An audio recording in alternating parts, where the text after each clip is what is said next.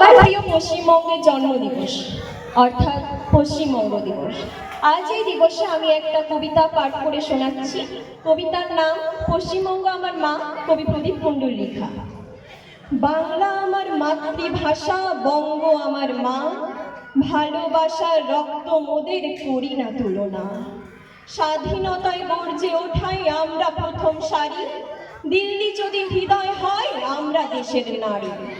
উত্তরেতে পাহাড় চূড়া, দক্ষিণে সাগর শুয়ে থাকে, মেঘগুলো সব পাখির মতো ঝর্ণা হয়ে ডাকে। আঁকা বাঁকা নদীর রেখা ভাঙা গড়ায় মাতে, সুন্দরবনের মাহাত্ম্য যে ম্যাঙ্গোরবির হাতে। গর্ব ভরা সোনার ফসল সোনার মাঠে ফলে, প্রভাত বেলায় আলোর ঝটা ভাটিয়ালি গায়ে চলে। আম কাঁঠাল জামের ডালে কোকিল কুহু ডাকে, বকুলকে কদম পলাশ সাজায় বাংলা মাকে। মন্দিরগুলো সেজে ওঠে পোড়া মাটির সাজে, সকাল সন্ধ্যা তুলসী তলায় শঙ্খধ্বনি বাজে। বিদ্যাসাগর হেঁটে চলে মাইল ফলক দেখে, রামমোহন রাজার মতো নবজাগরণ লেখে। জনগণ মনসুরে জাতির বুক যে গর্বে ভরে, বন্দে মাতরম জেগে থাকে দেশের প্রতিটা ঘরে।